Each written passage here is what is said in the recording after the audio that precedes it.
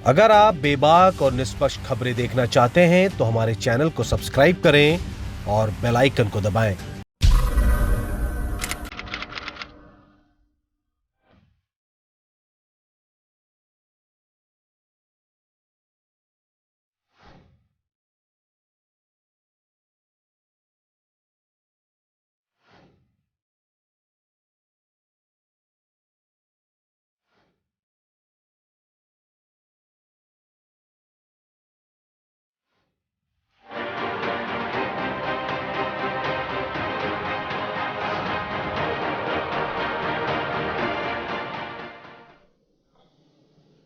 नमस्कार, स्वागत है आपका न्यूज इंडिया में। मैं हूं आपके साथ उमंग माथुर। आपको बता दें कि तंबाकू, गुटखा और पान मसाले के सेवन से भी कोरोना का संक्रमण हो सकता है। जी हां, डॉक्टरों का कहना है कि कोरोना के संदिग्धों के तंबाकू खाने के बाद थूकने से संक्रमण का खतरा ज्यादा बढ़ सकता है, जिसे लेकर सरकार ने सार्वजनिक स्थानों पर तंबाकू खाकर थूकना बैन कर रखा है।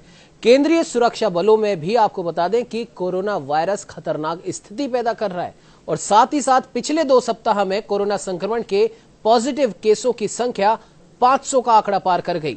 सूत्रों के हिसाब से इन बलों के कर्मियों में इस बात को लेकर खासा रोष व्याप्त है कि समय रहते कोरोना की जांच नहीं की गई और इस महामारी से बचाव के लिए बलकर्मियों को जो संसाधन मुहैया कराए जाने थे वे भी नाकाफी थे। इन सब के चलते केंद्रीय गृह मंत्री अमित शाह को भी अब हस्तक्षेप करना पड़ा, जिसके चलते उन्होंने शुक्रवार को सभी बलों के महानिदेशकों की बैठक भी बुलाई। शाह ने कहा कि मोदी सरकार सिर्फ कोविड-19 के प्रसार से ही चिंतित नहीं है, बल्कि सभी सीआरपीएफ जवानों की सुरक्षा और भलाई सुनिश्चित करने के लिए भी प्रतिबद्ध है।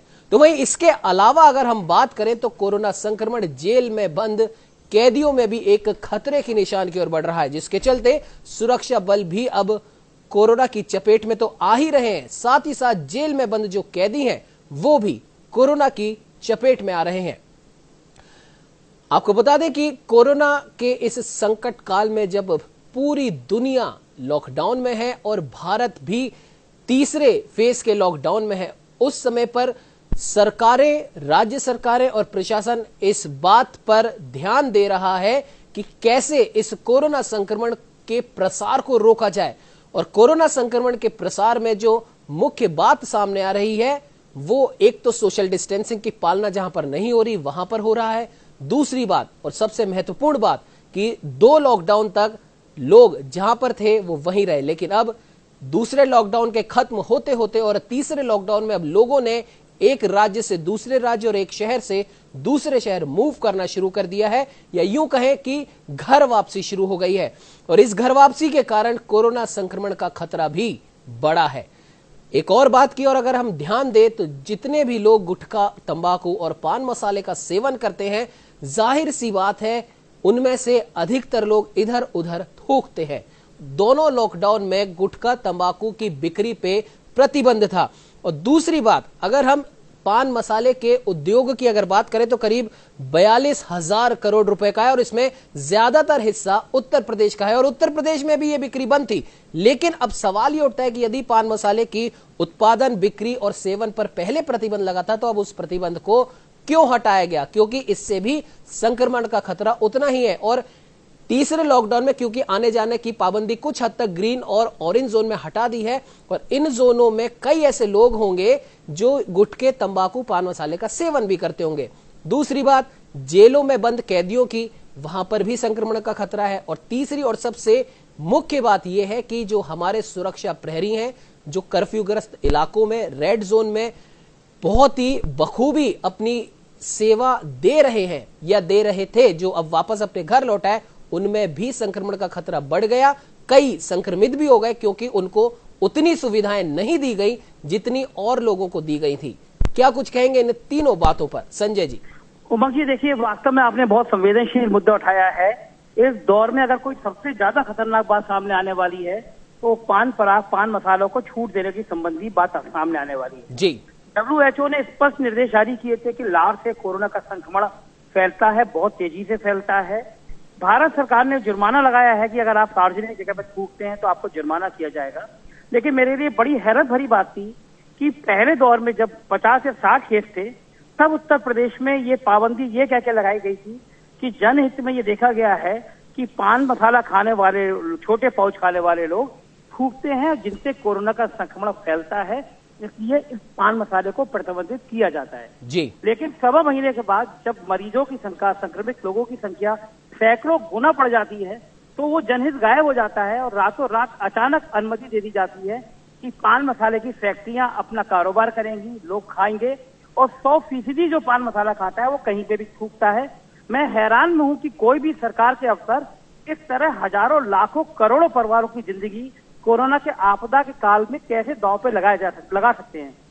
मैंने 2 दिन पहले मुख्यमंत्री जी को, चीफ सेक्रेटरी को एक प्रत्यावेदन भेजा जी। मैंने उसमें WHO की सारी रिपोर्ट लगाई, गवर्नमेंट ऑफ इंडिया की सब रिपोर्ट लगाई और इनसे कहा ये बहुत भयावह स्थिति हो जाएगी अगर पान मसाले को अनुमति दी गई। 48 घंटे मैंने इंतजार किया कि शायद मेरे प्रत्यावेदन पे कुछ अफसरों की नींद खुल जाए, उस प्रत्यावेदन पे विचार कर लें, पान मसाले को बंद कर दें, लेकिन वो पान मसाले पे कोई रोक नहीं लगी। तो आज मैंने हाई कोर्ट में इसके लिए एक जनहित याचिका भी दायर करी है। संभवतः सोमवार को उस पर सुनवाई भी हो जाएगी और मुझे पूर्ण यकीन है कि सरकार भले सुने ना सुने, लेकिन हाई कोर्ट इस पर तुरंत पाबंदी लगाएगा, क्योंकि अगर पान मसाला अनुमति मिल गई तो उत्तर प्रदेश महामारी की तरफ बढ़ जाएगा। ना जाने कितने संक्रमित हो जाएंगे, ना जाने कितने मौत के आगोश में चले जाएंगे।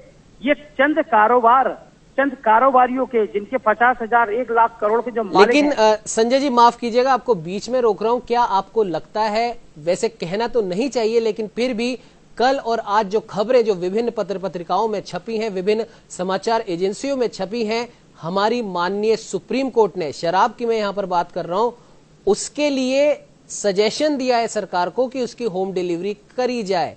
क्या आपको लगता है कि आपकी ये जो याचिका है उस पर कोई निर्णय भी हो पाएगा? क्योंकि अगर उत्तर प्रदेश या किसी भी राज्य के किसी भी शहर की बात करें, पान मसाले, गुटखे, तंबाकू की खपत सरकारी दफ्तरों में भी उतनी ही होती है जितनी बाहर होती है। क्या कहेंगे संजय जी?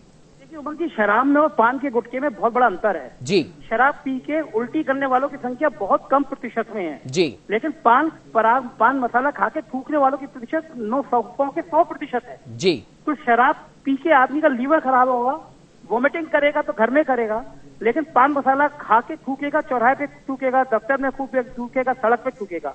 तो माननीय न्यायालय शराब के मामले में भले ही कह सकता है कि आप होम डिलीवरी कर दीजिए, लेकिन मुझे पूरा यकीन है कि माननीय न्यायालय इस बात पे जरूर विचार करेगा कि पान मसाला खा के थूकने वाले लोग हजारों लोगों को बीमारी को जन्म दे रहे हैं। कोरोना जैसे आपदा काल में हम मौत के मुहाने पे खड़े हैं और ये सब इसलिए हो रहा है क्योंकि पान मसाला चलाने वाले कारोबारी हजारों करोड़ के मालिक हैं। ना जाने कितने अफसर, कितनी सरकारें उनसे उपकृत होती हैं। तो कहीं ना कहीं, जैसे आज विपक्ष ने भी आरोप लगाया है, कोई एक डील है।